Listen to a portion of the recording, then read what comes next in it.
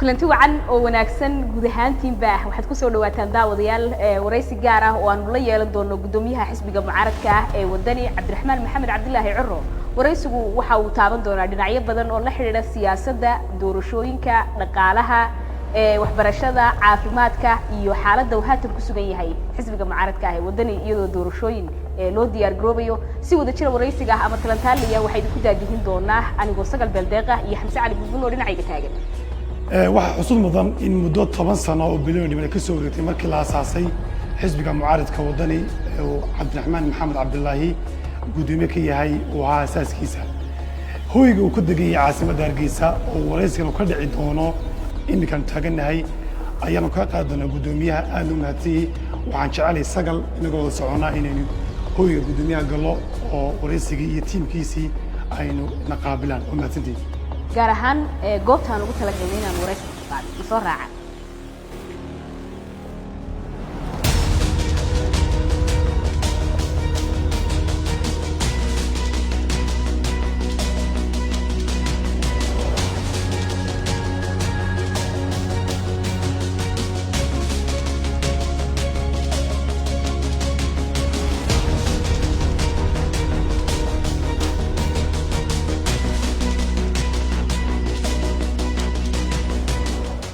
gudoomiye mahadsanid gudoomiyaha xisbiga mucaaradka wadani mar kale soo dhawow gudoomiye muddo 10 sano biloon dhiman waxay ka soo wareegtay markii la aasaasay xisbiga wadani maxaad ku qiimeyn lahayd xisbiga odaygaad u tahay ee wadaniimka bismillaahir rahmaanir rahiim sagal iyo xamse oo mahadnaqaya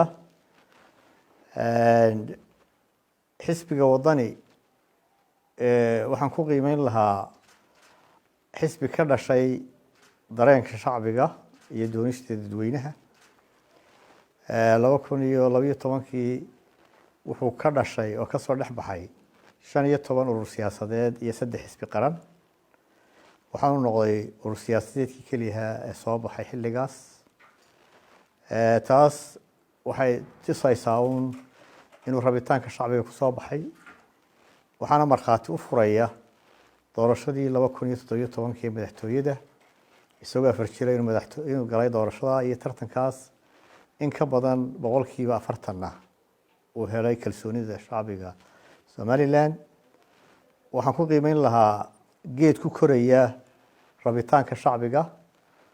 waxaan qiyaasayaa maanta halkii uu taagnaa 2017 inuu wax badan ka koray rabitaanka shacbiga ee xisbiguna sii siyaaday mudane gudoomiye waxaan doonayaa inaan ku weydiiyo 31 bisha May sanadkan 2021 aynu haatan ku jirno waxa la iclaamiyay inay qabsoonto doorashada golayaasha wakiilada iyo deegaanka oo markii koobaad iyagoo isku sidkan Soomaaliland laga qabanayo maadaama aad kamid tahay xisbiyada doorashadaas ka qayb galaya intee in leeg baad ogtihiin in dhaqaalihii loogu talagalay uu ku jiro qasnadii loogu talagalay horta halkan uu maanta uu soo gaaray in doorashooyin noo qabsoonto waxaa loo soo maray geedi dheer oo qodxaan badan hase yeeshee guul baa ka dambeysay guushaasi waxay ahayd markii ugu horreysay Somaliland axsaabta qaranka iyo madaxweynuhu ay ku heshiiyeen in la qabto doorasho isku sidkan oo doorashada golayaasha deegaanka iyo golaha wakiilada waana markii ugu horreysay arrintaasi ay Somaliland ka hirgasho arrinta dhaqaalaha ku saabsan inta badan beesha caalamku inay kaalmeyn jirtay diiwaangelinta iyo doorashooyinkaba hase yeeshee kaalmadii hoos bay u dhacday ay bixin jireen waxaanu ku kalsoonahay ballanqaadka madaxweynaha uu ballan qaaday inuu doorashada dhammaan kharashkeeda hadday diiwaangelinta iyo doorasho tahay uu bixin doono wixii ka yimaada beesha caalamkana aynu sugi doono insha Allah laakiin haddaan iman xitaa taasi wuxuu ballan qaaday inuu badhna ku shubay intii kalena commissionka way islaaf karteen commissionkuna ma bay qabteen diiwaangelinta doorashadana ma iclaamiyeen haddii aan dhaqaalihii aanu markaa diyaar ahayn mudane gudoomiye doorashooyinka wakiilada iyo deegaanku waa qaar xiise leh dadkuna aad bay sugayaan xisbi ahaan iyo xukuumad ahaanba 82 kursi ee golahaasi ka kooban yahay xisbiga mucaaradka wadani rajo intee la ku qabaa inuu qeyb qaato tirada markaanu eegno dadkaan soo sharaxnay tayadooda markaanu eegnay khibradooda iyo waaya aragnimadooda markaanu eegnay kalsoonida iyo saameynta ay ku leeyihiin deegaanadooda waxaan rajo weyn ka qabnaa inaanu saami wanaagsan ka helayno mudanayaasha ka soo baxaya golaha wakiilada iyo golayaasha deegaanka intaba. waxaynu ognahay in xisbiga ucud iyo kulmiyadu dowladdii madaxweyne Rayaale mucaaradku ay bateen marka tira mas leedahay doorkan tii ka duwan oo kale way soo bixi kartaa. horta dee waxaan sidaan sheegay saami wanaagsan baan ka rajaynaa inaan ka helo. way jirtay dee berigaas anigaa ku soo baxay in guddoomiye noqdo iskaashi laba xisbi. maanta in iskaashadaana dee wax is hortaagaya ma jiro, laakiin waxaan rajaynaynaa in doorashaduna si wanaagsan inoogu dhiganto. waxaan rajaynaynaa uun intaanu ka helnay doorashada madaxtooyada inaanu ka helno ama ka badan haddii ilaahay ka dhigo percentkaas. mudane guddoomiye saad sheegtay waxaad sheegtay in dadka aad soo xusheen ay yihiin dad tayadii laga rabay leh. maxaad u eegteen ee dadkaasi aad kusoo xulateen? runtii ma odhan karo 100% boqolkiiba boqol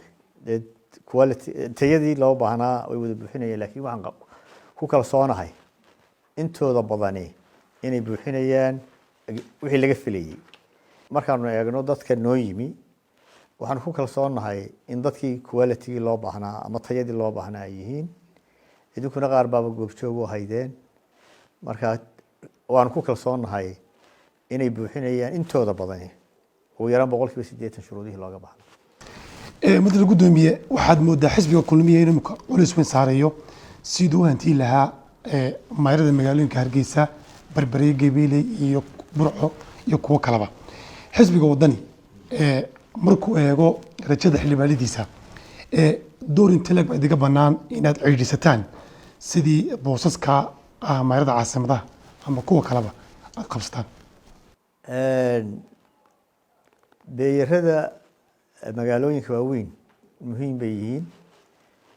goobjoog baynu ahayn doorashadii 2017kii meeyaradu waxa ay sameynayeen. waxaan is leeyahay doorkan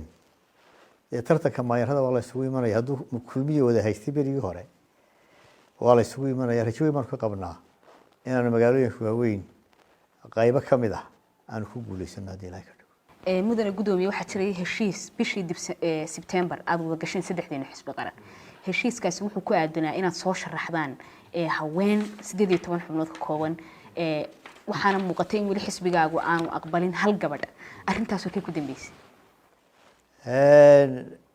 warkaas dee sidaad adigu u hayso ma aqaani. horta xisbiga ugu horreeyay gabadh sharaxa waa xisbiga wadani golaha wakiilada waana gabadh la wada garanaya waa Sucaad. togdheer gabadh baa ka sharaxan, Berbera waa ka sharaxan tahay, gobolada dhan way ka soo baxayaan insha Allah. waatay guddoomiye weli arrimihii doorashooyinka ku dhex jirnaa. golaha wakiilada 2005 baa lagu doortay, muddana waad haysay. xisbiyada mucaaradka 49 kursi waqtigaas ay heleen. waxaana imika waqtigan jira lagu canaantaa golaha wakiilada inaan xisaabtankii adkaa ee lagu yaqaanay aanu jirin. mar kale haddaan kugu celiyo door intee laga bixi xisbiyada mucaaradku ama khaasatan wadani uu ku yeelan doonaa shir guddoonka golaha wakiilada inay qabsadaan. horta dee xisbi baarlamaanku berigii labada xisbi iskaashadeen wuxuu u badnaa aqlabiyadda baarlamaanku mucaarad, waxaanay ku lahaayeen 49 xubnood. taasi waxay isbedeshay markii dee kulmiye uu noqday xisbal xaakimka. xildhibaanadii kulmiye iyo xildhibaanadii uduba isugu tageen kulmiye. wax 20 ku dhow ama dhowr iyo 20 baa ka soo haray. wax badanna kama bedeli karayn 20kaasi. haddii dadkii oo dhan wada muxaafid noqdaan xisaabtan ma dhacayo.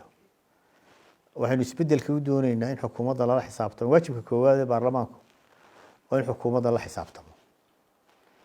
marka waxaan aada ugu rajo weynahay in aqlabiyadda baarlamaanku maanta doorashadan ay noqon doonto mucaarad. faa'iidada ku jirtaana waxa weeyaan in check and balance wax la yidhaahdo la sameeyo oo xukuumadda baarlamaanku la xisaabtami karo. inaanu baarlamaanku noqon dee wax ka tirsan xukuumadda. marka rajo weyn baan ka qabnaa aqlabiyadda sanadkan inay noqonayso mucaarad. caafimaadkuna wuxuu ku jiraa in xukuumadda dee la saxo lala xisaabtamo taana rajo weyn marka qabna gudoomiye saa sheegtay waxaad danaynaysaan in aqlabiyadda uu mucaaradku yeesho sidii markii horeba ahayd adigu aad kusoo baxday hore u sheegtay xisbiga kale ee mucaaradka ah ee uxud gudoomiyihiisa injineer faysal cali waraabe iyo mas-uuliyiintiisa ma ka wada fadhiisateen in arrintan laga wada shaqeeyo oo baarlamaan mucaarad yimaado ama mucaarad badan waxaan isku waafaqsannahay labada xisbi in lasoo saaro xildhibaano mucaarad ah weli saami qaybsii waxaa kamanaa wada hadal laakiin waxaan isku waafaqsannahay in la helo baarlamaan mucaarad ah oo labada xisbi ka soo baxa oo xukuumadda toosin kara oo shacbiga mathali kara oo ka wakiil noqon kara dareenka shacbiga mudane gudoomiye dadka reer somalilan waxay aada ugu cabanayaan adeegyada dowladaha hoose iyo arrimaha garsoorka oo ay ku eedanaya tilabaha hay-ado aada u liitaa xisbi ahaan maxaad iga qorshaysan labada howlood sideedaba dee xisbi mucaaradaanu nahay maanta iyo beriba waajibkaygu waxa weeye in xukuumadda khaladaadkeeda la tilmaamo la saxo lala xisaabtamo marka labada hay-adood sheegtay iyo guud ahaanba xukuumaddaba qorshahayagu waxa weeyaan inaan waajibka iyagana saaran gudano oo xukuumadda khaladaadkeedana la tilmaamo lana saxo lana xisaabtamo mudane gudoomiye arrimaha waxbarashada iyo caafimaadka waa waxyaabaha inta badan ay bulshada reer somalilan aadka u tabaan muhiimna u ah bulsho kasta oo meel ku wada nool adiga ka xisbi ahaan haddii aad ku guuleysato madaxtinimada oo aad aqalka madaxtooyada gasho maxaa kaaga qorshaysan in labada arrimood aad ka qabatid dee barnaamijkii siyaasiga ahayd aan ku galnay madaxtooyadii ku yaaliin qorshihii aan ugu talagalnay waxaana ahayd in mudnaan la siiyo arrimaha waxbarashada iyo arrimaha caafimaadka iyo adeega guud ee bulshada somalilan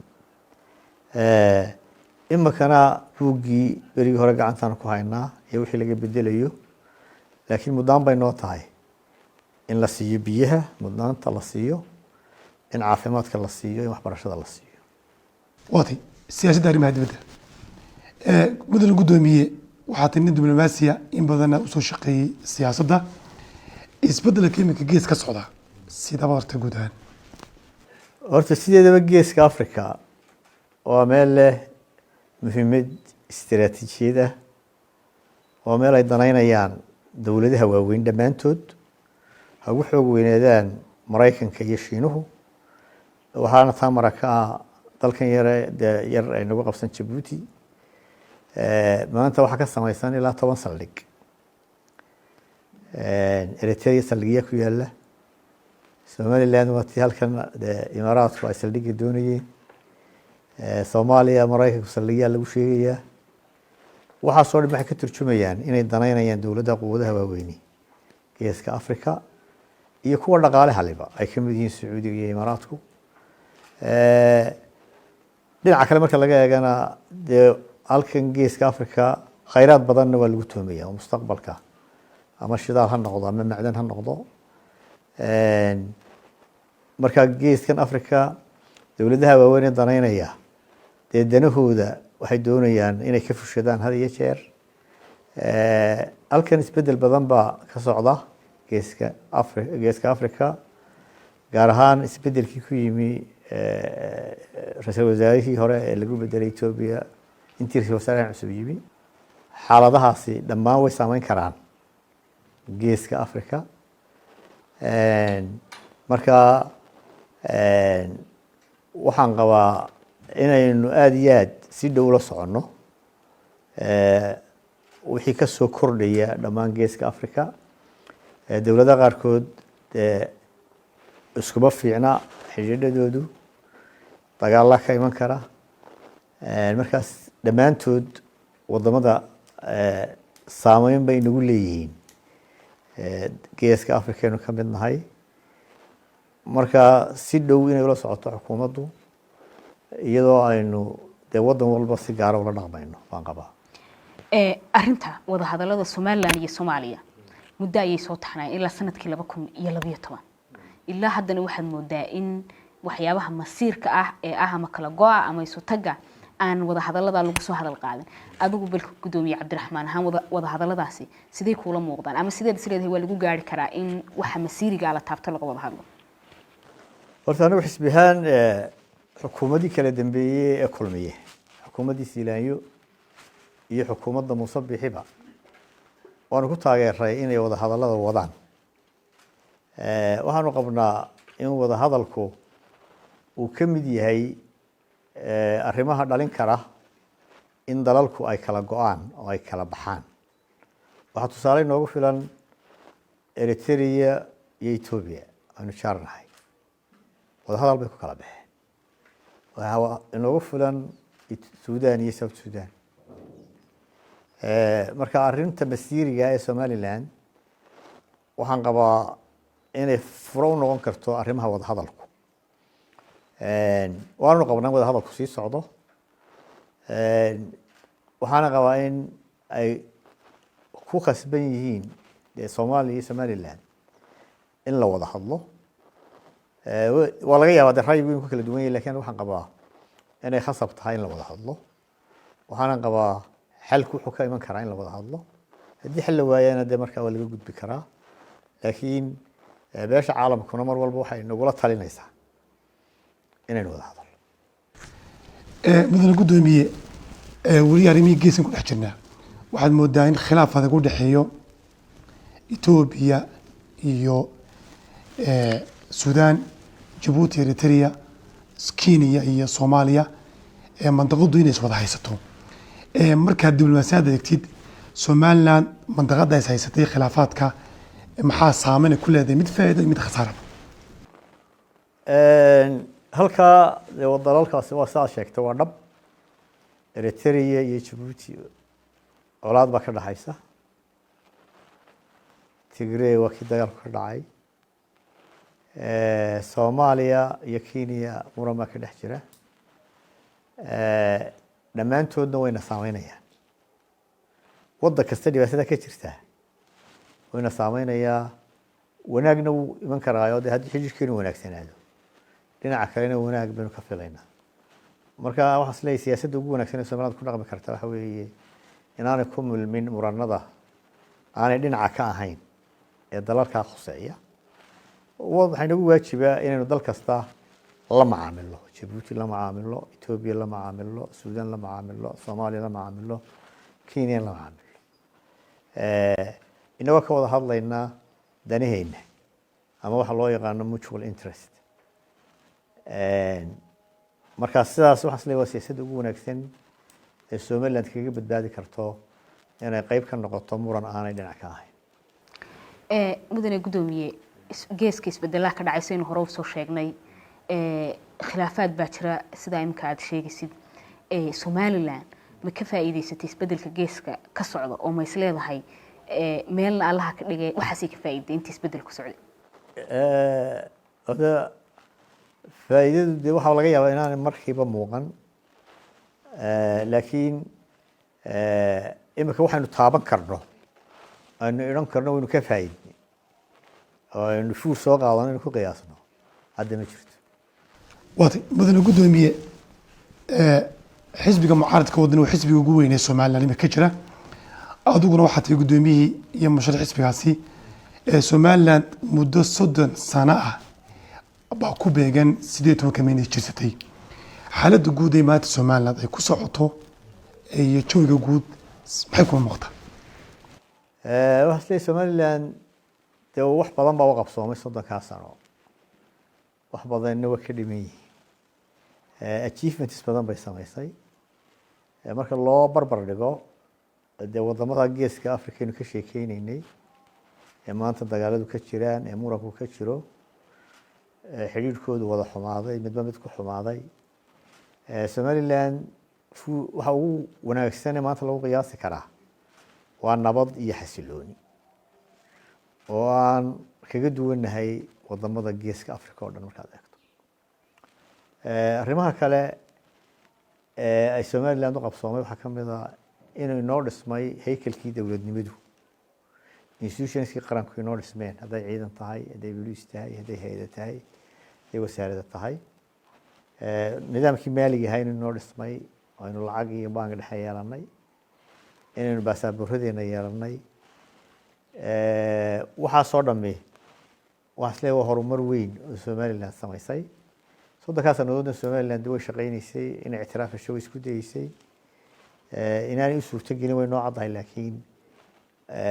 marka waxaa isleeyahay somaliland wax badani waa ka dhiman yihiin hay-ada institutionskeena dee si fiican umay dhismin nidaamkeena garsoorka cabasho badan iyo weakness badan baa ku jira xorriyatul qowlkii maanta lagu ammaani jiray somaliland maanta waana lagu dhaliilaya waana lagu caayaya laakiin marka la eego oo la barbar dhigo dee wadamada aynu jaarka la nahay somaliland wax badan baa u qabsoomay soddonkaa sannadood mudane guddoomiye madaxweyne muuse biix cabdi oo haatan ah madaxweynaha somaliland doorashadii 2017 aad ku tartanteen muddo haatan 3 sano iyo dheeraad ah ayuu talada dalka haya bal ka waran sideed u aragtaa hogaaminta madaxweynaha waxyaabihii uu qabtay iyo halka uu u socdo iminka hosade wixii amaana madaxweynaha sheegan doona ama xukuumaddiisa sheegan doonta laakiin dee muuse uu yimi madaxweynu noqday xukuumad buu dhisay shacbigu xukuumaddaa uu dhisay dhaliil badan bay usoo jeediyeen tayadeeda marka la eego isbeddelkii badnaa ee laga filayey ummaddu kama helin quluubta shacbiga waxaad moodaa inaanay kasban xukuumadda muuse madaxweyne muuse adeegyadii laga filayey shacbigu uu ka filayey ee horumarka ahaa kamay helin oo maanta caasimadda waxay noogu filan hargeysa weli waa radad way biyalaade adeega caafimaad waxba kuma soo kordhin waxay noogu filan isbitaalka hargeysa kuwa gobolladana iskaba dhaaf wadooyinka hargeysa markaad eegto markaad gobollada iska dayso way kasii dareen oo waa wada burbursan yihiin markaas de wixii kale progress ee uu samaysay xukuumaddu waxqabadkeeda ku daray iyadaa sheegan doonta haddii alla ka dhigo waati mudane guddoomiye dadka adiga ku dhaliila waxay kugu eedeynayaan inaad mucaaradnimadii muddooyinkii ugu dambeeyaad ka gaabisay oo gacanta madaxweyne aad gashay madaxweynehana muuse biix aad saaxiib noqoteen dooda noocaas maxaad kaga jawaabi leed dood wanaagsan horta marka hore waxaan is leeyahay arrintaasi runna maaha xaqiiqana maaha waa xan siyaasiyiinta in la xantaana waa iska caadi aniguna dhowr jeer baan muuse la kulmay marar badan dhowr jeer baa odhanay horta gacan weyn oo kuma soo arag muuse la geli karo ciddii ku soo aragtay gacmaha weyn la geli karo iyadaa geli doonta qolada xanta dee waxamanaysana waxaan odhan lahaa sidii dhalin eeyo odhan maayo saa dambaad garane laakiin waxaan jeclay inaan laba erey ka soo qaato gabayo uu lahaa qaasim allah u naxariiste waxaan odhan lahaa miisaanna ima saari karo nin maleeya nin walba iska soo mar waa kuu mugaax marinka doontahay muuse 2017 waanu tartanay waxaanan diyaar u ahay haddana mar kale inaanu sax ragala u tartanno isna wuu ogyahay inaan tartamayno marka intaasaan ka odhan lahaa arrintaas waa mahadsantihin mudane guddoomiye weli arrintaas aynu ku guda jirnaa dadka ku dhaliila waxay sheegaan in intaad taageerayaashaada kicisid oo hadal kiciyo u jeedisid tusaale ahaan hadalkii markaad madaxweynaha isku qabsateen guddida doorashooyinka ahaa inaana dib u tanaasulayn intaad iska dhoofto taageerayaashaadii cadhaysan markaad waddanka dib ugu soo laabato ay madaxtooyada kuga arkaan arrintaa maxaad iskaga difaacaysa dee horta madaxtooyada waa meeshii qaranka somaliland looga talinayey anugu ceeb uma arko inay madaxtooyada tago ciddii ceeb u arkaysa iyaday u taallaa dana badan baa ku xidhan waa ku noqnoqday waa run waxaa isle guul baa ka dhalatay ku noqnoqoshadii doorasho ka dhalatay waxaan is leeyahay ku noqnoqoshadii la-aanteedna may dhalateen marka waxaan is leeyahay waxaan qabaa in arrinta ku noqnoqoshada waxa laga keenayba waxaa laga keenayba hadhow la isweydiinaya marka lagu noqnoqdo marka waa la wada hadlayaa dee danaha laga wada hadlayaa dana shaksiyana uma tagnay dana qaran umaan u tagnaa meesha gudoomiye xisbiga talada haya kulmiye inta badan dee xisbiyadu deegaanay cod ka helaan waxaa muddooyinkii ugu dambeeyey iyana muuqanaysay toosan afka ku dhuftee in jeegaanta iyo xisbiga kulmiye xoogaa ay kala jabtay oo barigii burco iyo waqooyiga hargeysa oo xisbigaasi in badan istaageeri jiray iminka aad moodid siyaasiyiin aan isfahansanayn xisbiga mucaaradka wadani marka la ku celiyo xisbiga ugu weynaa door intee lagi jaanis intee lagi ugu jira inuu ka faa'iideysto codadka isdiidan horta guud ahaan dee xisbigu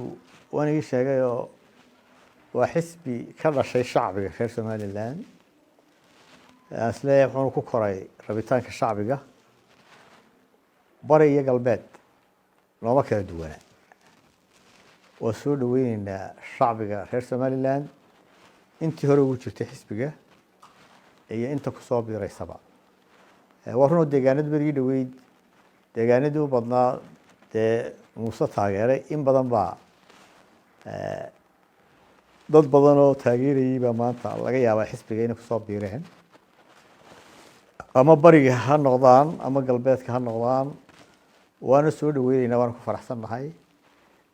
xisbigu wuxuu u taagan yahay midnimada shacbiga reer somaliland marka intii timina waanu kusoo dhaweyneynaa inta iman doontana waanu kusoo dhaweyneynaa mudane gudoomiye xisbiga mucaaradka ah ee wadani muddo dheer umuu qabsoomin shirweynaha xisbigaasi somalilandna waxyaabaha ay ku naalooto waxaa ka mid ah dimuqraadiyadda adigu waxaad doonaysaa kursiga dalka ugu sarreeya haddii aad xisbigaagii dimuqraadiyad ka dhex dhalin kari weyday oo shirweynayaashoodii inay sidooda u qabsoomaan ay suuro geli weyday oo adiga laftarkaaga xisbiga lagugula dhex tartamo sideed hadhow haddii aad kursigaa tagto dimuqraadiyadda qaranka ku naaloonaya aduu ilaalinaysa horta waa si wanaagsan dee shirka iyagii waxaanu cilaaminay inuu maaraj qabsoomi doono waana waktigaan ugu talagalay inuu qabsoomo bishan iyo tobankeeda lagu dhawaaqay in shirkii golaha dhexe la qaban doono markaa shirarkana waa la wada cilaaminayaa shirweynahana waxaa la cilaaminayaa shirka golaha dhexe cilaaminaya hadii alla ka dhigo shirweynaha marka la iclaamiyo ma ogoshahay xisbiga raggii kula soo dhisay inay adiga laftarkaaga gudoomiyaha kugula tartamaan intaan doorashada madaxtooyada la gaadhin waan ogolay inay nila tartantaa wadashaa muddo waxaad ahayd gudoomiyaha golaha wakiilada somaliland dastuurka waxaa ku qoran xeerarkay soomaaliya dowladda soomaaliya wixii waafaqaya dastuurkeena in si kumeel gaar loo isticmaali karo kumeel gaarna sida aynu u naqaano waa wax kooban muddada aad golaha wakiilada joogtay waxaad ku guuldareysatay in xeerar badan oo dastuurkeena kasoo horjeeda ama aan waafaqsanayn in meesha laga saaro oo la curiyo xeerar cusub sida xeerka ciqaabta guud ee Soomaali Penal Code la yiraahdo adigoo golaha wakiilada intaas oo dhan soo joogay isbedelkii aad doonaysay muxuu uga muuqan waayay xeerarka maxkamadaha yaala horta waxaan leeyahay the website-ka baarlamaanka ka geli kartaan waxaan leeyahay xeerarkii ugu badnaa xilligii ay joogay baa la sameeyey xeerka aad xustay waa xeerka ciqaabta la yiraahdo waxaana wasaaradda garsoorka ayaa culuntiisa lahaa iyagaana keenin intaasoo jeer baa la yidhi hala keeno xeerka ciqaabta ujeedayaasha waanu ku daray laakiin dee waaxda garsoorkeeda inay keento ma keenin marka taa golaha laguma eedayn karo laakiin waxaan qabaa xeerar badan oo ama dastuur ama xeerka ku qoraa xeer baa qeexi doona hase in badan oo ka mid ah intaan ka maraana in badan baa la sameeyey marka golaha wakiilada waxaa isleeyahay wax badan bay sameeyeen xeeraraha waaga gudoomiye su'aal kale doonayna ku weydiiyo dhinaca haddii aad xukuumadda ku guuleysato oo aad kursiga madaxtooyada tagto golaha wasiirada samayn doonto ama aad magacaabi doonto intee baad jeclaan lahayd haweenku inay ka ahaadaan horta tirun baa afka lagu dhuftaaye waxaas leeyahay in badan bay noqon doonaa. waati gudoomiye marka dhinaca haweenka ka nimaadno sidoo kale Soomaaliland waa dal 30 sano jirsatay meelaha laga cabanayo waxa kamid ah weli beesha dhexe ayaa awoodi qaadatay oo beelaha habsoo kale ma jirto wasiir fula ama xilal waaweyn oo qabtaan inkastoo xisbiga afayeenka guud uu deegaanka ka soo jeedo maxaad u balan qaadaysaa beelaha ku daawanaya haddii aad talawada ku guulaysato inaad wasiiro iyo waxyaabo kale waaweynba oo mashaariic leh aad siin doonto berigii horena waa sheegay dee doorashadii ka hor in wasiirka ugu horeeyaan magacaabaya uu yahay beesha Gabooye imikana waan ballanqaadkaygii waan cusboonaysiinaya laakiin uma baahna waxa se wasiirku wax badan ka bedeli kari maayo beesha qof qori waxba kama bedeli karo laakiin wuxuu u baahan yahay wax intaa ka badan oo loogu talagalo oo lagu horumariyo waxbarashadooda iyo noloshooda iyo shaqaaleyntooda marka wuxuu u baahan yahay intaasi dee qondo gaar ah xukuumaduhu ugu talagalaan waa lagu horumari karaa waati muddo gudoomiyaha gabagabadii marayna oo su'aalo kooban inoo harsan yihiin marka habeenkii aad seexatid Soomaaliland aad u doonaysa madaxweynenimada maxaa walaac iyo war ku abuuraa ka baqataa warwarka ugu badan ee Soomaaliland aan kaga warwara waxa weeye inaan gaari doono intaan noolahay in Soomaaliland noqdo dalalka dunida ka mid ah oo la ictiraafay mudane gudoomiye su'aasha ugu dambaysa aan ku weydiinay dhinacay dadka ku dhaliila waxay kugu eedeeyaan inaad tahay nin marka xagga go'aan qaadashada laga hadlayo aad uga adag oo rag badan oo la soo shaqeeyay ay warwar ka muujiyaan inuu meesha ka saaro iyagoo tusaale u soo qaadanaya arrintii Axmed Muuminse balka war maxaad eedaha iskaga difaacaysaa